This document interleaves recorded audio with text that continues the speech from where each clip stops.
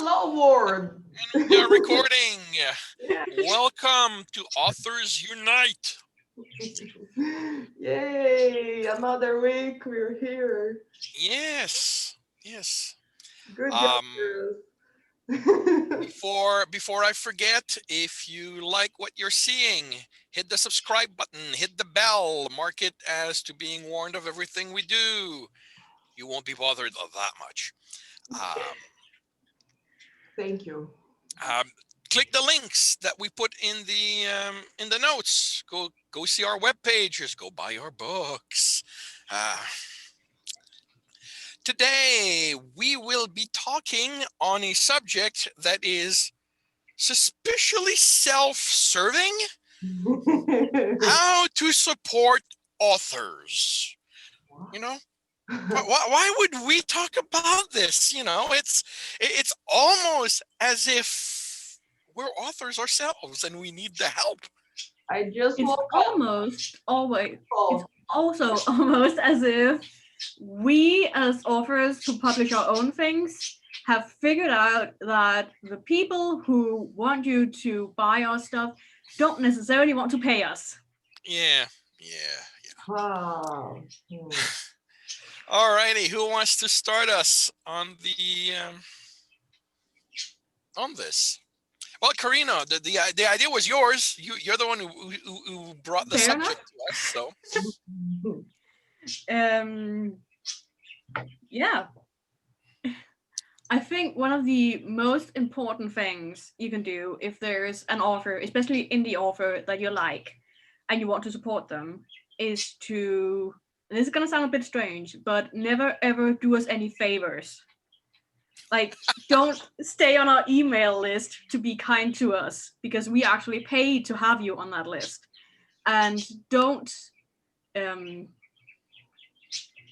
don't just do things that you think we might enjoy, like read part of a book or buy a book and then never read it or things like that, because that doesn't help us in the long term. It might give us a single sale right now, but that is so little money. What we really need is people who actually and genuinely enjoy the work we put out and are willing to share it with others, leave reviews, or send it to their friends telling them, hey, you might like this.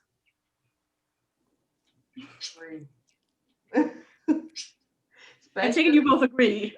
well, yes, I definitely agree with that. I I would say buy all my books. I mean, personally, if you're never going to read them, I don't care because it's an extra $1 that I wouldn't get otherwise. You know, there is that. The sharing,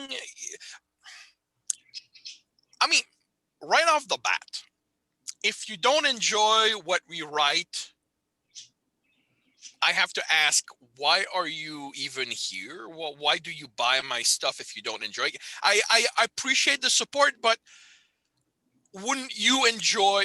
Okay, I am really not the right person to talk about this because I'm definitely one of those who firmly believes that if you don't like my stuff, don't buy it. You know, Maybe I wasn't entirely clear on what I meant. well, no, I understand. No, I understand. But the thing is, there is a sense in the self-publishing environment that I get, I may be wrong, that goes by everything we make regardless of what it is. I agree. And I would rather have one supporter that truly loves what I write, that you know, that craves that next book that I'll be writing, Definitely. than 20 who buy it, read it, and don't care. You know, and I mean that might be why my Patreon is so low. Um, I've said it before. I suck at marketing. You know, I don't think you suck at marketing. really. I'm the one. I'm the one with 12 books published that barely sell anything. Yeah, no, I'm horrible at marketing. I can prove how horrible at marketing I am.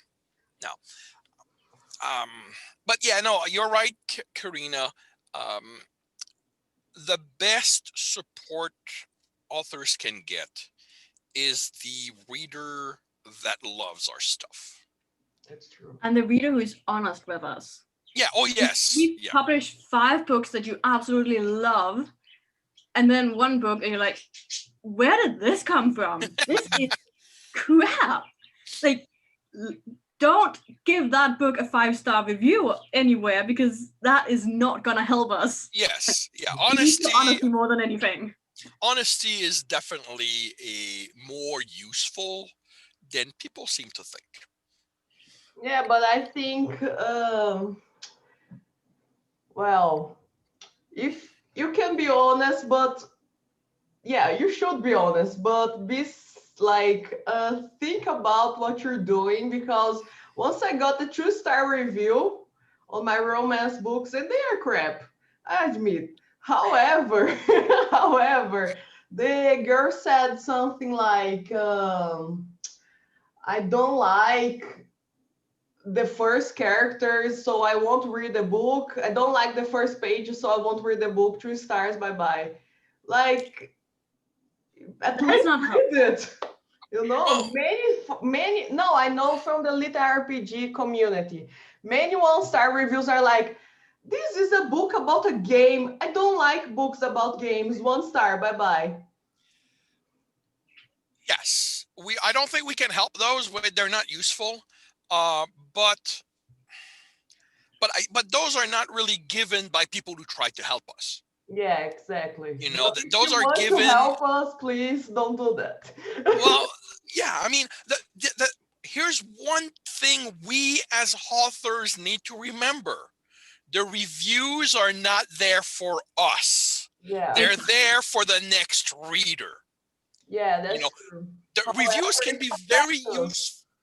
reviews can be very useful to an author, Mhm. but we need to stop thinking that the reviewer is addressing us. Yeah. When yes, it hurts when they say the book is crap, No, I said that. but it's not directed at us. It's directed at the book so that the next reader hopefully has an idea what to expect. You have good reviews, you have bad reviews, like you have got good books and you've got bad books. And this is why a false positive review can be so damaging, I think. Oh yeah. Because if a reader comes in and sees a book that is giving really high ratings, like only 5 stars or something, that's completely impossible. And then they read the book and they are incredibly disappointed by it, they will never ever come back again. Well, yeah, you have a much more difficult time as the author regaining their trust, and unfortunately, that is something utterly out of our control. It is one of the. It's one of the reasons to read more. To read more, as a reader.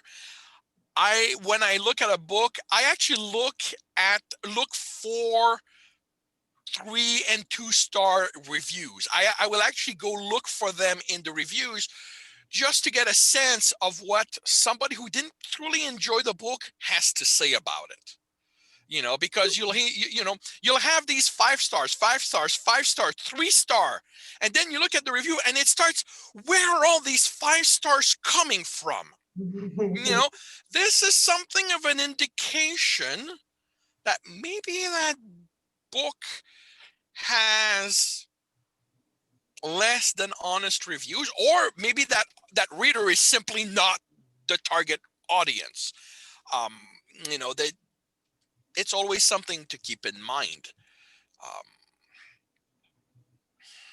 Yeah. So I think to sum all that up, the point was, if you're gonna leave us reviews, and please do, because they are actually helpful in getting our books out to other people, then be honest.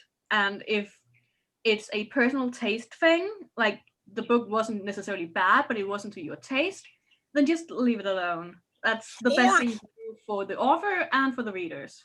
Or be honest and say that in your review. You know, I read the book because I like everything else this author has done, but this one's not really for me. And Yeah. here's why. You know, I am guilty of that. I don't write reviews all that much because I don't, half the time I don't know what to say. Like I will okay, I listen to books. I don't read them because I'm driving. I listen to books and I'll go through them and I will argue while I'm listening to with the author. Like I would go, you don't do this like that, you know. And then I you know, I'll give it a 3-star review, a 3-star rating, and I look at the review, at the place to put the review, and I'm going, what am I going to say? Relatable. You know, what am I going to say there? Like, I can't say the book is crap because it's not crap. I just don't do things like that. I'm a different kind of writer. You know, then do I go, then okay, do I write everywhere the book I felt is wrong? Well, no, because again, I'm a different kind of writer. You know, like, you know, and I look at this and the book sells. So clearly this writer is doing something right. Mine's don't. So maybe I should more copy more what they do than do my own stuff. But you know, I find myself looking and I'm going, I don't know. You know,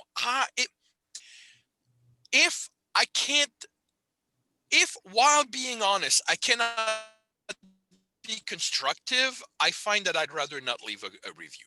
Yeah, I think that's You know, it. if I cannot explain, you know, if I cannot explain in a positive way, you know, why this did not work for me as a writer, for me as a reader, whatever, I find that I don't leave it. And I know this is not the right way to do it. I know that. Well, in your defense, we are writers, not reviewers. So maybe it's not really our job. Yeah. Well, but I'm still a reader. You know, you know, we are saying to people who read our stuff, leave reviews, leave honest reviews. And then I go, I don't really do that myself when I read.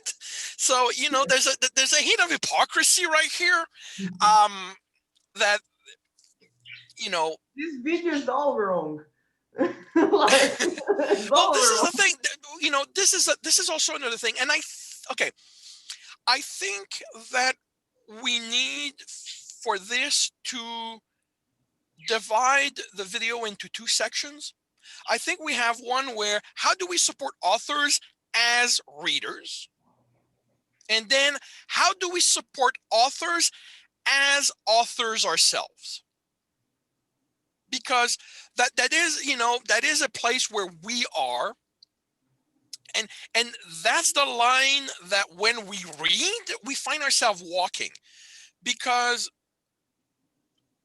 if I write a review purely as a reader, I can destroy another writer's will to write. Like, it's very easy to bash a book that is badly written, you know, and then that person goes, well, why do I keep writing? You know, I've had a reader do that to me by accident before I was publishing. You know, he read one of my stuff and he gave me a 6-paragraph review on what I wrote. Everything in it was utterly honest. And when I was done reading this, I kind of went, why do I keep writing? You know, it took me about 2 months to it took me 2 months to process what he said. And then, you know, I was able to get over that and go back to writing. But not every author has that tenacity, or in my case, that addiction. I think there are 2 things I would really like to address about that. One is, it is not a reviewer's job to spare an author's feelings. The author, if they want to continue forward with that, has to decide for themselves if writing and publishing is worth the occasional negative review. And secondly, I have not ever been able to read anything as a reader without also having the writer part of my brain mixed in there somehow. I don't know if you can, but that is why I find it really difficult to leave reviews, because I cannot separate those two things. Like, I can enjoy something as a reader and still as a writer be like, oh, that tiny little thing there, that could have been, that was a turn off, basically. Yeah, I used to think I could turn that part of my brain off, and then I started reading lit RPG, and I can't. I I have never argued with a book as loudly and as fervently as when I'm listening to lit RPG.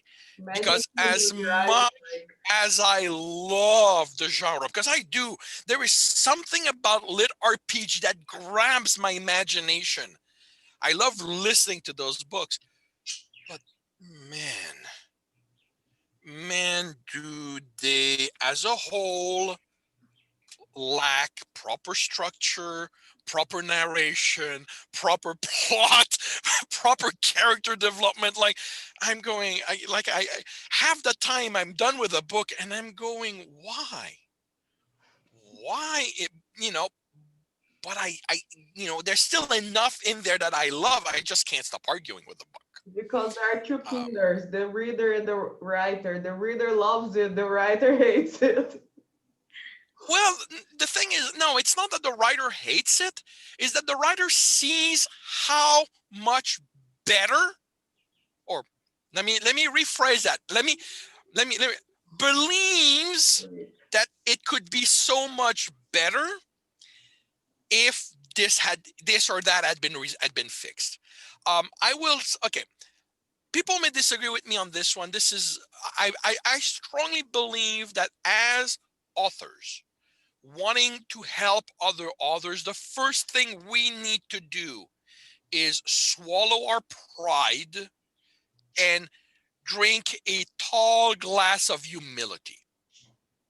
We are not the end all of and be all of writing. We are simply a very small opinion in a very large pool. You know, I've addressed that in a previous video.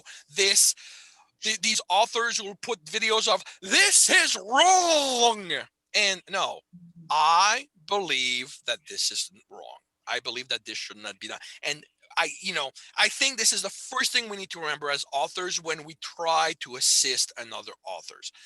What we are saying are personal opinions. And if we're getting reviews, those are also personal opinions and not about us. It's someone reading a book that didn't quite fall into their expectations or what they were looking for. And that does not necessarily reflect badly on us, and we should not take it personally. Oh yeah. There's a common convention that to never respond to a review, and I wholly agree with that. I'm guilty of being one of those authors that said, do it this way because I was young and dumb. Well, yeah, I'm sure I've done it too.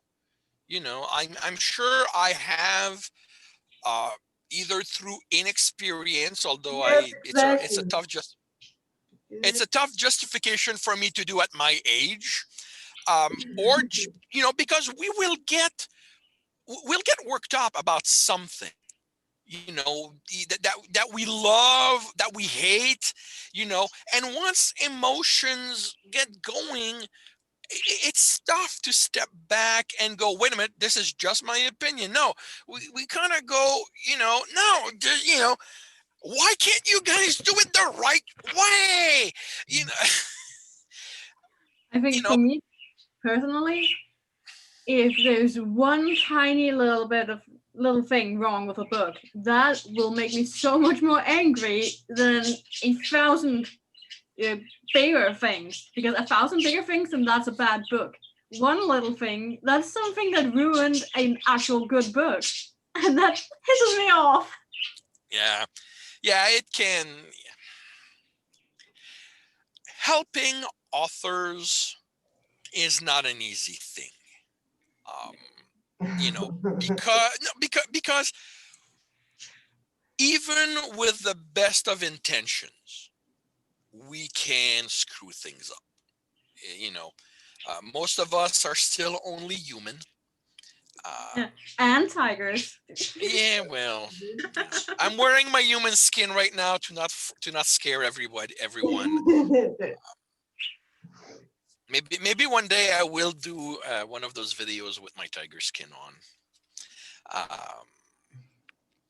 One day. Next Halloween. Yeah, you know what? That's what I should do for next Halloween. They'll think you're a fake tiger. Won't this hurt your feelings? I live among humanity. I'm told that all the time. I'm used to it at this. Sorry, there's a reason. There's a reason I have this skin on. All right. so that I can pass for humans. You can be anything you want on the internet. I chose to be human. No. Okay. I think we've covered reviews as thoroughly as we could or should. Yeah, I mean, could or should. Be if you're going to leave a review, be constructive, be honest.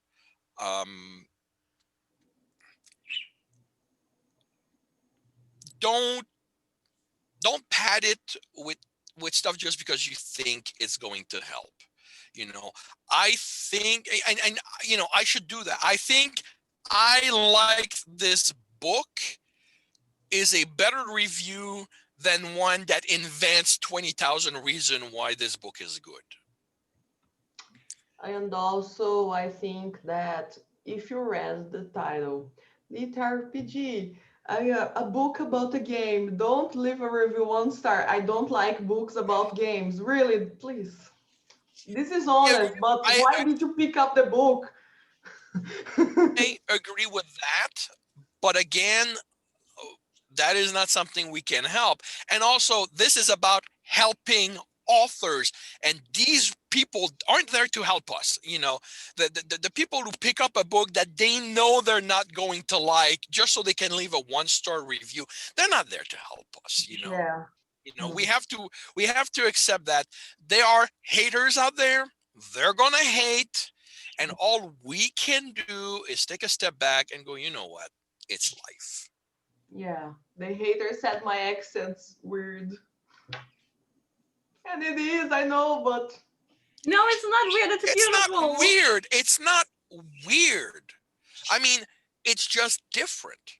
Thank you. You cannot have the same accent as the haters because they probably speak deep South American English. Oh, no. All right. Jeg kan også bare se her og snakke dansk, hvis det er det, skal være. Altså, det er der jo ikke nogen, man kan sige noget til. Oh. That was too quick. Okay, I didn't understand anything. That was Danish, so... I was like, oh no, another phrase in English that I don't understand. Let's just pretend. Well, it went by so fast that I could not even tell what language it was. I thought it was English simply because I hell what it was. It had an American accent and then slowly reverted to Danish. So accents are just messy. Yeah, and this is a slight sidetrack, but accent are actually a demonstration that you know more about the language than they do, because you did not start with that language, so you have to learn it. Yeah. While they started with it and they're still speaking it broken. Yeah. Okay. Wait, CK, what else do we have to talk about in this video? Yeah, before. I think one important thing is to also differentiate between helping your favorite authors financially. We have Oh, yeah. Oh, well, good timing. We're down, what, 10 minutes? 5? we have 10 minutes. 10 minutes. Okay. Well, Okay, continue. Sorry. What? you were Continue. saying that you need to differentiate between helping authors financially. Financially, Ah, and for people who don't have the finances to do that. Like downloading a free book is not freeloading of an author. No. We give those free books for a purpose, and you are allowed to accept them without feeling guilty. That's But true. if you do have the means, if you do want to support us more financially, then Patreon is honestly the best place you can do that. For the time being, just to keep this video evergreen, I think is the term.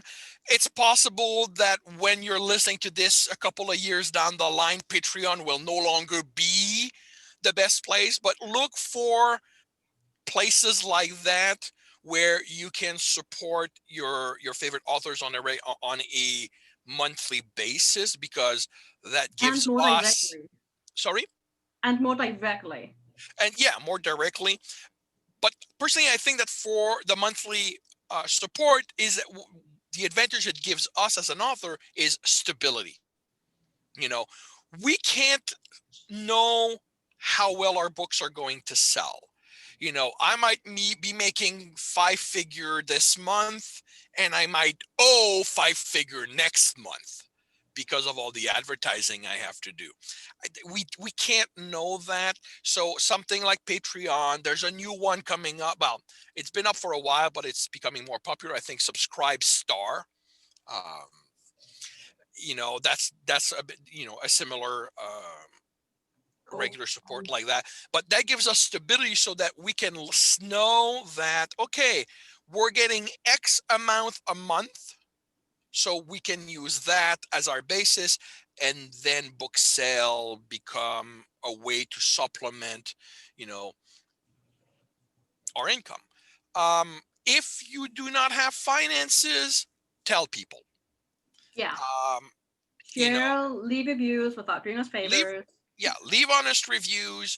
Tell everybody you know about our books.